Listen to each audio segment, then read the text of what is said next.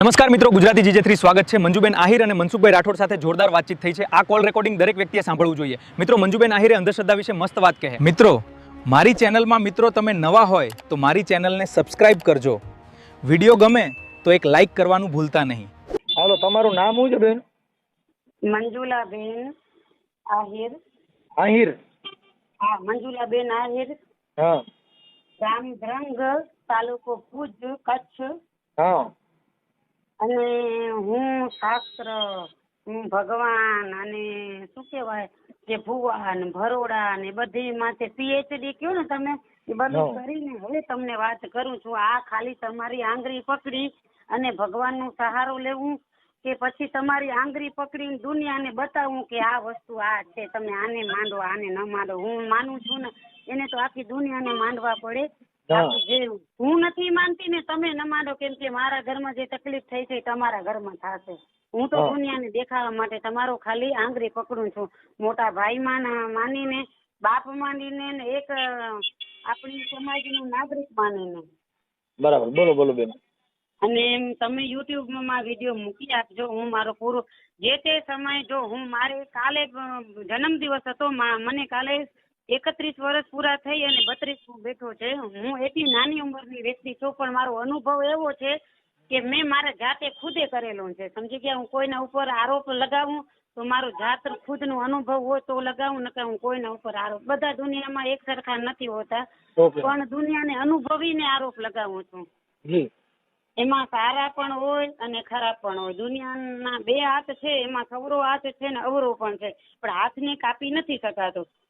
હાથને ભેગો રાખવો જરૂરી છે, પણ સવરો કરવો એ આપણા હાથમાં છે ને અવરો કરવો એ હાથમાં છે।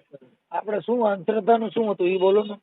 અંધશ્રદ્ધામાં એવું હતું કે અંધશ્રદ્ધામાં હું માનતી નથી, હું અંધશ્રદ્ધામાં સમજતી નથી। આપણે અત્યારે શેના બારામાં તમે ફોન કર્યો મને? શેના કામ માટે?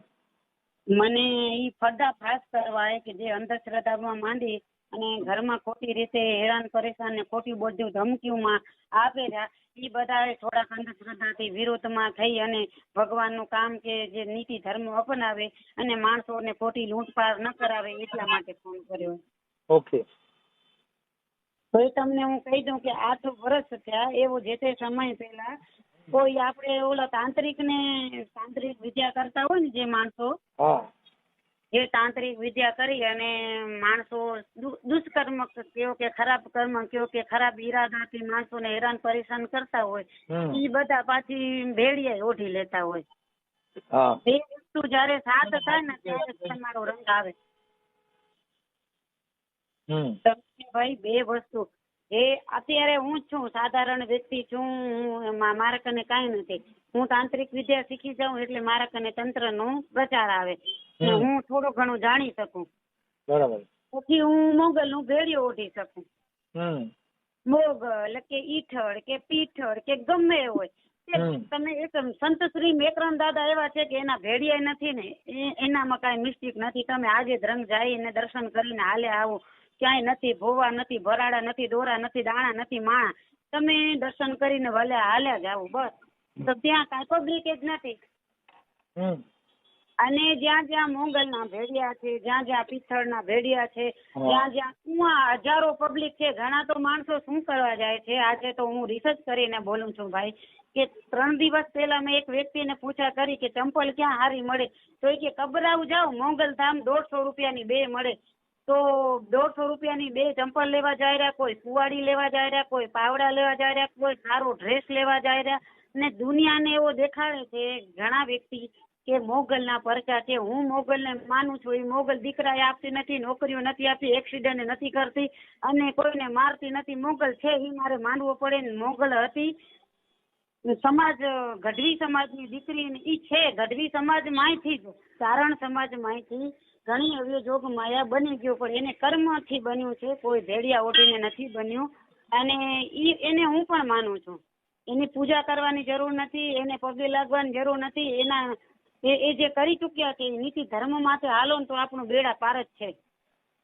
બાકી ભેડિયા ઉઠીને બધાને ભમવારા ને બ્લેક મેની ને વ્હાઈટ મેની ફલાણા મેની ઢીકડા મેની કરો તો કોઈનું અર્થ નથી। ક્યારેક જન્મ થયું છે તો નાશ થવાનો જ છે. ઈ તો આપણે માનવો જ પડે ને, ભગવાન હોય તો માનવો પડે ને, ન હોય તો માનવો પડે.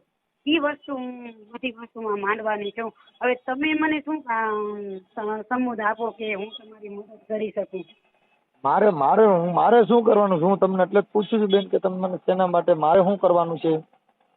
તમે બધાના ભાઈ, મેં તમારું અચાનક યુટ્યુબમાં વિડીયો આવી ગયો ભોળાજ વિશે જાણતી હતી, સમજી ગયા ભાઈ? એમાં ભોળાજનો વિરોધ કરનારા તમારો વિડીયો આવી ગયો. મેં તમારા 25 વિડીયો જોયેલા છે.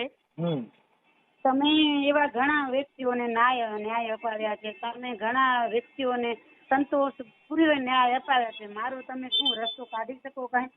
તમારો રસ્તો મને કયો તો ખબર પડે ને, એમ કહું. હું તમને એમ કહું છું, જે તે સમયે અમારા ઘરમાં કોઈ તાંત્રિક વિદ્યાના પૂતળા બનાવીને અમારા પરિવારે દાટ્યા હતા અને પૈસાના તકડતી હતી. એ પૈસા એ લોકોએ લઈ લીધા હતા પહેલા. મારા હસબન્ડ જોડે પૈસા 3-4 લાખ રૂપિયા કે 2-4 લાખ જે હશે એ લઈ લીધા. પછી એને તો પૂતળા દાટીને થોડી ઘણી તકલીફ થાય એવું કરી નાખ્યું. પછી કેમ કે પછી શું કહેવાય, ઘરમાં મતભેદ થાય, થોડો કંકાસ કાર્ય થાય, એવું તો થઈ શકે ને. એ તો આપણે બધાને થાય. એ તો માંડો તો થાય, ન માંડો તો થાય. વાસણ હોય તો ખકડવાના હોય. એમાં કઈ સેવા જે રોટલા ઘડતા દુખે ને ભેડિયા ઓઢીને દુકાનો ખોલી નાખે. આજથી હું તમને કહી દઉં કે કચ્છ એવો વિસ્તાર હતો કે કચ્છના માણસો ભૂમિને પગે લાગીને કામ કરતા હતા ને એ આજે સુખી હતા. ને આજે કોઈ ભૂમિને પગે લાગવાનું મહેનત કરવા માંગતો જ નથી. બધાને ભેડિયા ઓઢીને ધંધો કરવાનો હોય. પછી ગમે એ સમાજની દીકરી હોય, નાની સમાજ, મોટી સમાજ, તમે ગમે એ ખરાબ કર્મ કરો, તમે મોગલનું ભેરી ઓઢો એટલે તમને કોઈ બોલાવે જ નહીં. કેમ કે તમે દૂધના ધોયેલા. એ વસ્તુ હું કેમ માનું, તમે મને કહો. હું તમને ગોલી મારી દઉં ભાઈ, પછી હું મોગલનું ભેડિયો ઓઢી લઉં એટલે તમારા પાપથી મુક્ત થઈ ગયું. એ વસ્તુ હું ન માનું. એમ નહીં. આ તમારે જે કઈ મેલા પૂતળા દાટ્યા હતા ને એવું હતું, ઈ શું હતું? તમારા ઘરનું જે કઈ પ્રોબ્લેમ હતો? ઘરનું એવું હતું કે મારા હસબેન્ડ છે ઈ માવતર વગરના છે. એને જ્યાં ત્યાં અનાથ આશ્રમ ને જેમ જ્યાં ત્યાં રોટલા ક્યાંય કોઈ ખવડાવ્યું એ બધો કોઈ અમારી સમાજના કોઈ દયાળુ એવી રીતના એને ઉછેરીને 3-4 વર્ષ પાડ્યા. પછી જરાક મોટા થઈ ગયા, પોતે પોતાના રીતે ધંધો કરવા માંડ્યા અને નામી એવી સારી પોસ્ટ કમાઈ ગયા ને ત્યારે બધા આવ્યા કે અમે તારા સગા ને અમે તારા સારું કર્યું ને અમે તને આપ્યું, તું અમને આ. પછી પેદા થયા. પેલા જયારે એ ભૂખ્યો હતો ને ત્યારે કોઈ એના સગા જ નતા. ઈ તો બેન અત્યારે જે આ સગા સંબંધી ને ભાવ છે ને પૈસાનો છે, રૂપિયાનો. પૈસાનું છે. જયારે એ રોતો તો ખાવા માટે રોતો તો, સુવા માટે રોતો તો, આશરા માટે, ત્યારે કોઈ સગા નતા, ભાઈઓ બહેનું નથી, મામા નતા, કાકા નતા, કોઈ નતા. જયારે હું લગ્ન કરીને આવીને એને ખબર પડી કે આના કણે છે ત્યારે કે બાયડીને મૂકી દે અને ઘરને મૂકી દે, અમે તારા સગા. ને હું એને કહી દઉં કે તમે સગા હોત 15 લાખ લેણું છે ભરી નાખો, તો કે અમે નથી, અમને ટાઈમ નથી. તો આજે આ વસ્તુ છે ને, હું તમને તમારા માધ્યમથી દુનિયાને બતાડવા માંગુ છું કે ઘણી એવી બહેનો છે, ઘણા એવા ભાઈ છે કે ભાઈઓને કતલ કરાવી નાખે છે ને પછી નાશ કરીને દુનિયાને બદનામ કરે છે. આવું ન થવું જોઈએ. એટલે મેં તમારા માધ્યમથી હું તમને કહું છું. અને અમારું આ પ્રોબ્લેમ પૈસા થકી જ થયું છે. અને ઘણા એવા વ્યક્તિ છે જે દારૂ વેચે છે. ભાઈ હું તો ખુલ્લે આમ કહી દઉં, દારૂ વેચે છે, સટ્ટા રમે છે અને સ્ત્રીઓના પ્રદૂષણ કરીને સ્ત્રીઓમાં ના શું કહેવાય જસમતી ખિલવાડ કરી અને મોગલના ભેડિયા ઓઢીને કમાય છે. તો એવા વ્યક્તિઓને આપણે દુનિયામાં લાવાય નહીં અને એને પડદો ખાસ કરવાનું આપણો ઇન્સાનનું ધર્મ છે. હું તો ઈ માનું છું, બાકી હું કોઈને નથી માનતી. તમે જે આ અંધશ્રદ્ધા બાબતમાં જે તમારા આવડા માતાજીના ઓલા પૂતળા દાટ્યા અને બધું તમારા ઘરે તાંત્રિક વિધિ કરી, એનું તમે પર્દાફાશ કરવા માંગો છો ને? હા ભાઈ, બીજું મારે કઈ નથી કરવું. એકનો પર્દાફાશ કરું ને આખી દુનિયા. એમની આ તાંત્રિક જે તમારા ઘરે પૂતળા દાટ્યા, ઈ ભૂવો કોણ હતો? ઈ ભૂવો છે જો ઈ ભૂવો નહીં, હું 8 વર્ષથી ભાઈ રિસર્ચ કરીને ચૂકી છું. અને ઈ ભૂવા કોણ હતા? ઈ હતો પાવૈયો અને એક હતો ન બોલાય, એને વાલ્મીકી સમાજ કહેવાય. વાલ્મીકી સમાજ કહેવાય ઈ શબ્દ. હા, કેમ કે એમાં એને ઈ ને એટલે એમાં એટ્રોસિટી થાય.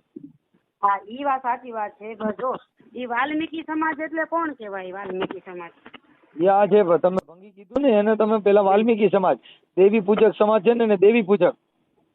હા, પણ હવે અમારે અહીંયા કચ્છમાં જે વ્યક્તિને એવી વિસ્તારથી બોલાતો હોય તો મેં એને કહી દીધું, મારો કોઈ ખરાબ ઈરાદો નતો, હું એને પહેચાન દેવડાવું છું. વાલ્મીકી સમાજ કહેવાતી હશે તો આજે મને ખબર પડી કે છે એને વાલ્મીકી સમાજ કહેવાય. હજી હવે નો બોલો, હવે નો બોલો. હા ભલે, તો એને વાલ્મીકી સમાજ કહું છું ભાઈ.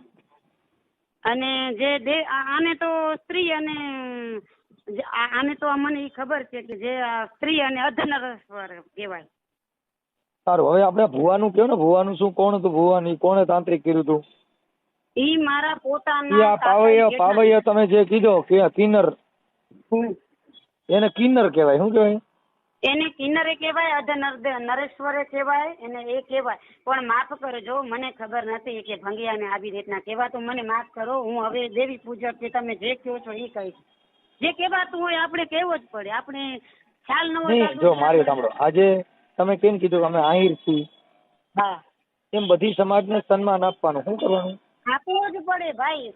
ઇન્સાન છે ને એને હરેક સમાજને સન્માન આપવો પડે ને, કેમ કે ઇન્સાનનું પેરામણ તે એક ધર્મ છે અને એ એક શાસ્ત્ર છે. પછી વરણ તો હજારો બનાવ્યા, આપણે પોતે આપણા હાથે બનાવેલા છે. પહેલા તો હું ઇન્સાનને માનું છું, અને પછી સમાજ તો બધાની એક જ હોય, બધાને એટલો જ ગર્વ હોય. હું સમાજનો કોઈનો વિરોધ નથી કરતી ભાઈ, એ વસ્તુમાં હું આવી જ નથી. આજે પણ અમારી એવી ઘણી એવી સમાજનો વિરોધ કરનારાને મેં સપોર્ટ કર્યા છે ને આજે મારી ઘણી સલામી થાય કે તમે બેન કાંઈક છો ને તમને ભગવાને કાંઈક એવી કૃપા કરીને બનાવ્યા જ એક જ છે કે તમે કાંઈક દુનિયાને રસ્તો સરખો બતાવી શકો. પણ મારાથી ભૂલ થઈ ગઈ, મને ખબર નહોતી કે આવી રીતના કહેવાતું હશે. અમારે અહીંયા બધા એમ કહે એટલે મેં એમ કહી દીધું. ના, કાંઈ વાંધો, હાલો ઈ વાત કાપી નાખો. હવે આપણે જે કાંઈ જે અંધશ્રદ્ધાની છે એટલી વાત કરી નાખો. એટલે મારી પાસે એટલો ટાઈમ નથી, એટલે એટલું તમારું હોય ભાઈ. હા, તો અંધશ્રદ્ધામાં એવું છે કે જે તે સમયે આ બધી વસ્તુનું પૈસા લઈને આ વસ્તુ બધી બનાવવામાં આવી, પછી બ્લેકમેલ કરી ને 1 કરોડથી ઉપરના રકમ છે ને લૂંટવામાં આવી મારા પતિ દ્વારા. 1 કરોડથી ઉપર રકમ લૂંટવામાં આવી ને ધમકીઓ આવ્યું કે જો આ તું આપીશ ને અમારો ક્યાંય નામ લઈશ તો તારી છોકરીને ઉપાડી જશું ને તારી બાયડીને મારી નાખશું, તારા છોકરાને દાટી નાખશું, આમ કરી નાખશું, ઓવી કરી નાખશું, તારું આમ કરી નાખશું. અને એવો 2-4 અકસ્માત થયા હોય એનું સાસુ માંડીને મારા વર બી ગયા છે, ફસાઈ ગયા છે ને આ બધું માનવા માંડ્યા છે. માતાજીના દર્શન કરવા માંડ્યા છે, માળાઓ કરવા મને. હું માતાજીને માનું છું, દર્શન નથી કરતી, શ્રીફ માનું છું. મારો વ્યક્તિગત અનુભવ એવું છે કે શ્રીફ માનો તમે, અને જો માતાજીને માનતા હો તો અન્યાય ન કરો, અનીતિ ન કરો, તમે ન કરો ને કોઈને કરવાય ન દો તો હું માનું. મારા માટે ઈ જ એક પૂજા છે બસ. સરસ, કાંઈ વાંધો નહીં. હવે તમારો ફોટો મોકલી દેજો, જો તમે પર્દાફાશ કરવા માંગતા હો તો તમારો સારા માયલો ફોટો મોકલો બેન. સારા માયલો એટલે આ યુટ્યુબમાં મૂકવો પડશે. હા, અને જો ભાઈ પર્દાફાશ થાય તો ભલે, ન થાય તો હું તમને કોઈ દોષ દેવાની નથી, પણ આ તો એક શું કહેવાય અંદર ઉમ્મીદ જાગી ને તમને કહી દીધું. અને હશે કોક મારા કર્મમાં લખેલા, નકર હું યુટ્યુબમાં બધાને જોતો ને અચાનક તમે આવી ગયા ને મને એવું લાગ્યું કે આ ભાઈ દ્વારા તો પર્દાફાશ થતું હોય તો કચ્છમાં એવા હજારો માણસો છે કે આવો ધંધો કરી રહ્યા. કેટલીક બહેનો, કેટલીક દીકરીઓ ઘરે ફાંસી ખાઈને આ બધી વસ્તુથી બી અને સુસાઇડ કરી ચૂક્યું છે. કેટલાક છોકરાઓ છે ને પાગલ થઈ ગયા છે, નાના ઉંમરવાળા, જે 18 વર્ષની ઉંમરમાં છોકરાઓને ભણવાની ઉંમરમાં એ આવા બધા ધટિંગમાં આવી ગયા છે અને ફસાઈ ગયા છે. નથી મા બાપને કહી શકતા, નથી કોઈને કહી શકતા અને માનસિક ત્રાસમાં પાગલ થઈ ગયા છે ઘણા એવા છોકરા. જો તમારા માધ્યમથી સારું એવું થાતું હોય તો મને તો ક્યાં વ્યાધિ નથી, હું તો બધું કરી લઈશ. અને આ કરોડ રૂપિયાનું મને મોહે નથી ભાઈ, ને પાછા આવવાના નથી. બીજી વાર આવી નાના માણસને, માવતર વિનાના અને નબળા માણસને હેરાન ન કરે ને આવા ધૂતારા ને આ ધોતિંગ વાળા. મારો મતલબ એ જ છે કે બસ બીજી વાર મારા જે ઉપર થયું ને બીજા કોઈ ઉપર ન થવું જોઈએ બસ. માતાજીનો કિન્નર છે, એનું નામ શું છે? ઈ નામ ભુજમાં કોઈ છે અને નામની મને કોઈ ખબર નથી, પણ મને એક વ્યક્તિની ખબર છે. એને મેં બહુ ઓલો કર્યું છે.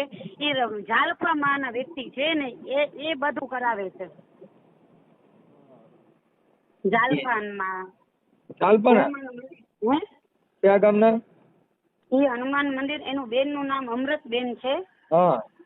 એ તાંત્રિક વિદ્યા કરે. મારા ઘરમાં શિવલિંગ છે ને એને અખંડ ખંડિત કરી નાખ્યો છે. અને તાંત્રિક વિદ્યાને હું માનું છું ભાઈ. કેમ તાંત્રિક કે વિધિને માનતા હો તો પૈસા જાય જ ને, તો પછી હું કેમ કહો કે અમે અંધશ્રદ્ધા નથી? તાંત્રિક એમાં અંધશ્રદ્ધા નહીં, તાંત્રિક વિદ્યા શું છે ભાઈ કે એ કોઈનો ખોટો કરી શકે, બાકી એને એમ નથી માનતી કે એને રાજ મળી શકે, એનો પણ પર્દાફાશ થઈ શકે, સમજી ગયા? હા કેમ કે તમે એમ પોતે હું એને એનાથી બીતી નથી, એને હું ખુલ્લી ચુનૌતી દઉં છું કે તમારા કને હિંમત હોય તો મને જીવતીને સળગાડો, હું બેઠી છું, હાલો તમારી તાંત્રિક વિદ્યામાં વગર બાકસે ને વગર પેટ્રોલે મને એમને સળગાડો, જો તમારી સાચી વિદ્યા હોય, નકા હું એને કહું કે 200 રૂપિયા દઉં, તમે મજૂરી